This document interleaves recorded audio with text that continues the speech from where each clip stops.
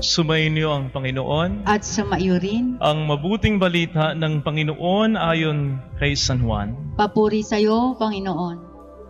Noong panahong yon, sinabi ni Jesus sa mga tao, "Ako ang pagkaing nagbibigay buhay. Ang lumalapit sa akin ay hindi na magugutom, at ang nananalig sa akin ay hindi na mauuhaw kailanman. Ngunit sinabi ko na sa inyo, nakita ninyo ako, gayunmay hindi kayo nananalig sa akin.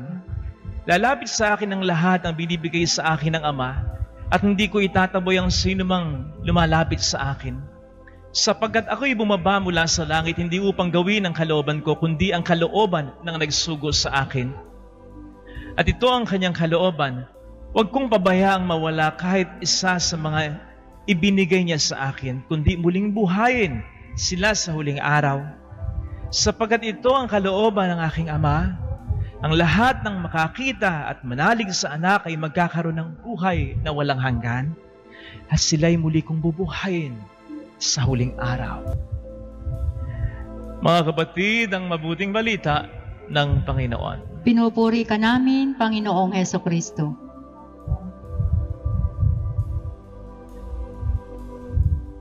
Ako ang pagkaing nagbibigay buhay. Ang lumalapit sa akin ay hindi na magugutom. Ang nananalig sa akin ay hindi na mauuhaw kailanman. Magandang umaga po sa inyong lahat.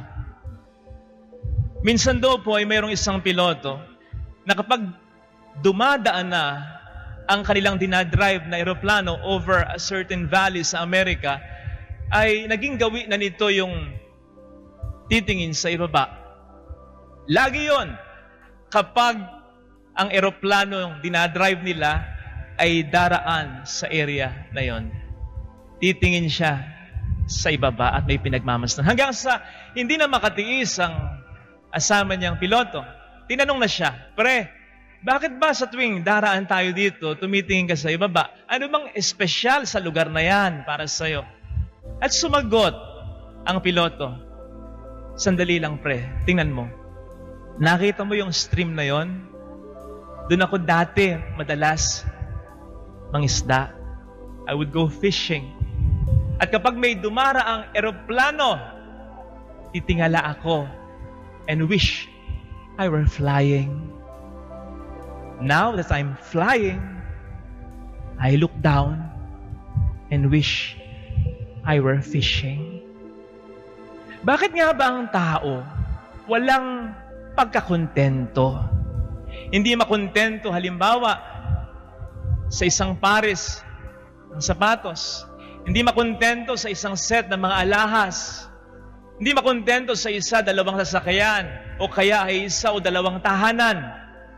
Kulang pa. Yung iba hindi makontento sa isang nililigawan, sa isang boyfriend, sa isang girlfriend, sa isang asawa. Kaya madalas may mga extracurricular activities pa. At ang nakapagtataka at nakatatawa, kapag nandiyan na at nakuha na, ilang sandali lamang ay parang may boses na namang maririnig ang tao mula sa kanyang kaibuturan na sumisigaw ng kulang, kulang, kulang. Kapapakain lamang sa kakulangan na yan. Kulang na naman, nanghihingi na naman, walang katapusang kulang. Paano ba natin ma-explain yan? Well, nabasa ko po minsan sa Ecclesiastes 3 verse 11. And sabi doon, God has made everything beautiful in its time, and He has also set eternity into human heart. And so clearly sinasabi dito that God has set eternity, walang hanggan, sa puso ng bawat taong kanyang nilalang. Kaya pala, sa ating puso, there is that natural awareness that there is something more than this passing world. At kaya pala sa ating puso ay may mga longings na anuman ang gawin natin, alam natin these longings can never be satisfied fully by the things that are temporary. Kaya pala. Ito siguro yung narinig ko minsan nung nag-aaral ako sa seminaryo sa isang recollection master. Sabi niya, God-shaped hole in our hearts. Na nang likhain daw ng Diyos ang tao, minabuti niyang lagyan ng butas ang puso nito. Butas na hindi korteng sasakyan, na hindi korteng simbahan, na hindi korteng tahanan, na hindi korteng alahas, na hindi korteng medalya, plake, pera, korte niya. Kaya tanging siya lamang ang makapupuno ng butas na yan. Kasi ang butas na yan ay sadya niyang ginawa para lamang sa Kanya. Kaya pala ang tao, minsan nakakabalita tayo, napakayaman, napakasikat. Kumbaga, kung kakantahan mo yung kanta ni Daniel Padilla, nasayo na ang lahat. Bigla na lang magdodroga, bigla na lang babagsak ang kabuhayan, bigla na lang magpapakamatay.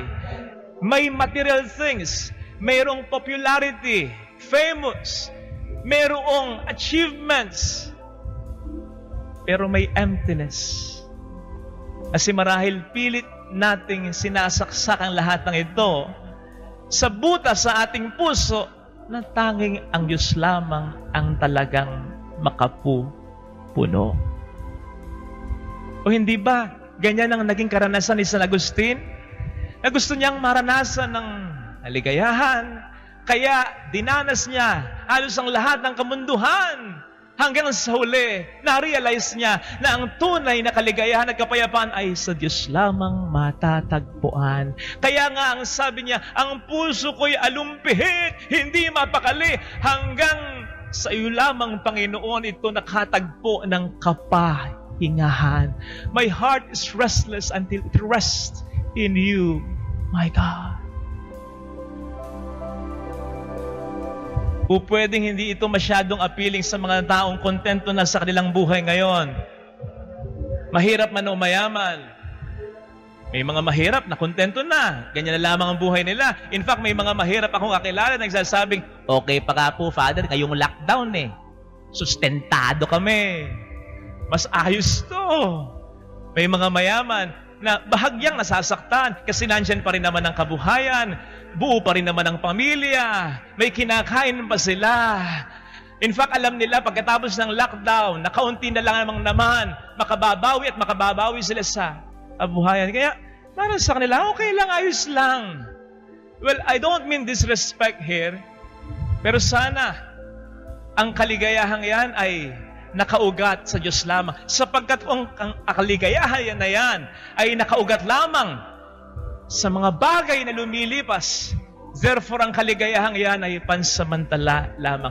We may be living a good kind of life right now. Pero kung wala ang Diyos sa ating buhay, that good kind of life will soon not be enough. Maghahanap ka at maghahanap. At papaano kapag isa sa mga blessings mo ay nawala? Baka mawala na rin ang kaligayahan at ang kapanatagan.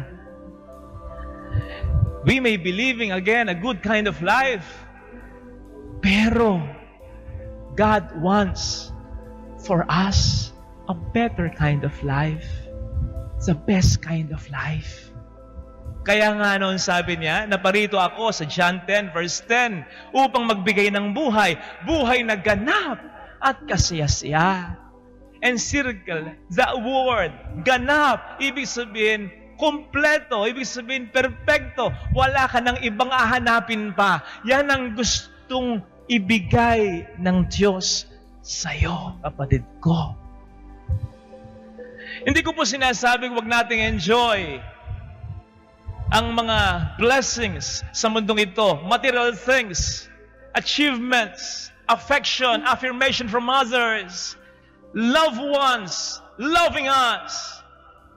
As I said, blessings ang lahat ng yan. Every good thing comes from the Lord. Ang sabi nga ng Bible, Maganda yan. Kaya nga blessings eh. Kaya nga pagpapala eh. Ang sinasabi ko, huwag ma-focus ang ating pansin sa lahat ng ito that we forget yung pinakamahalaga, yung source of all blessings. Siya.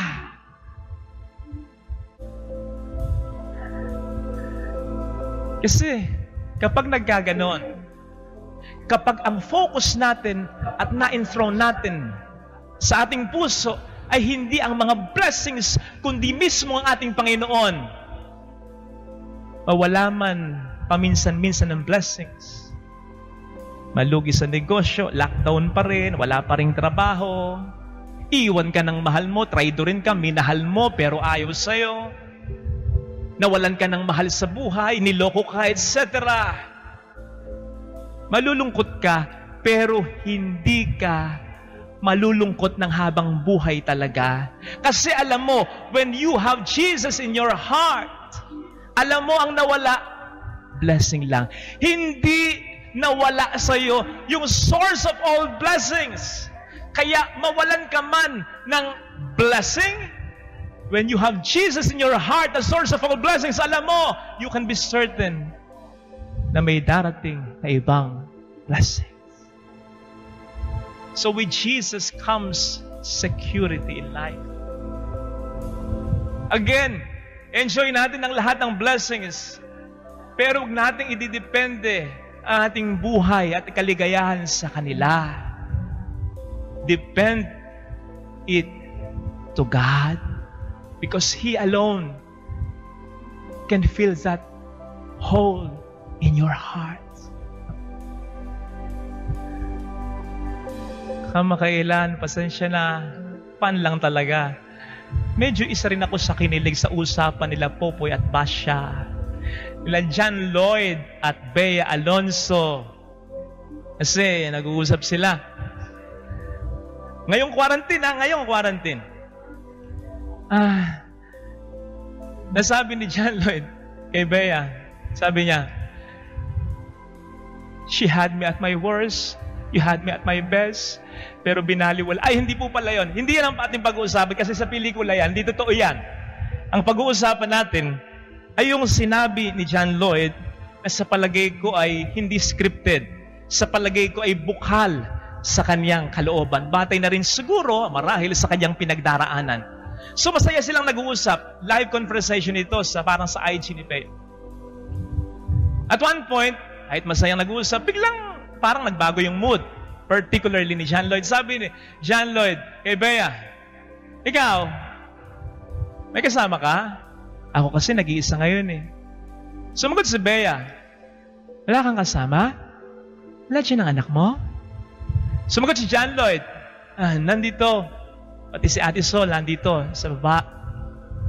So sumagot si Bea, hindi ka naman pala mag-isa. May kasama ka naman. At eto na ang sagot ni John Lloyd. Ito yung sinasabi kong palagay ko'y totoo. Sabi niya,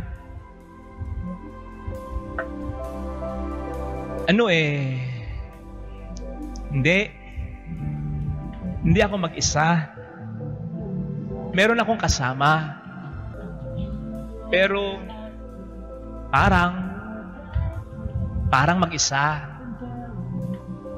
Alam mo yun? Parang, ewan, alam ko nakakausap kita. Minsan nakakausap ko din si Jobert, mga kaibigan ko. Pero, parang iba pa rin eh. Parang may pag-iisa pa rin. Alam mo yun? Hindi ko alam. Ito na siguro yung pinaka-malungkot na uri ng pag-iisa. Yung tipong napapaligiran ka naman ng ibang tao, pero hindi mo alam kung saan nanggagaling yung pakiramdam na nagsasabing mag-isa ka pa rin. Yung tipong alam mong dapat masaya ka kasi okay ka naman, maswerte ka, may bahay ka, nakakain ka ng higit sa dapat sa isang araw, Kahit naka-lockdown ka, nakakapag-internet ka, so di ba dapat masaya ka na? Dapat magpasalamat ka na lang. Matututo ka na lang na makontento sa kung anong meron ka, kung nasan ka. Kasi, putya, yun pa nga dyan, gugutom eh. Wala nang makain. Namamatay na. Tapos ako, ayos lang naman. Swerte nga. Pero hindi mo lang talaga masabi kung saan nanggagaling yung bakit ka may ganitong nararamdaman. Sama, no? Parang sarili ko lang iniisip ko. Nag-butt in si Bea. Sabi ni Bea, hindi naman. Pero try mo ring maging masaya. At least, para kay Elias, ha? Gusto kong dagdagan yung sinabi ni Bea.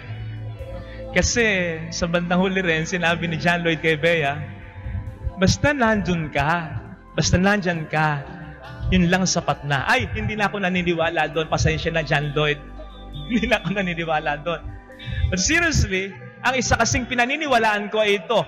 Para sa lahat ng mga John Lloyd ngayon sa mundong ito, para sa mga nakararamdam ng kakulangan sa kanilang puso sa panahong ito, sa pakiwari ko ang totoo, walang kahit sino o kahit anong Bea ang makapupuno at makasasapat nito. Ang pinakatotoo, ang makasasapat nito ay walang iba kundi ang ating Panginoong Hesukristo.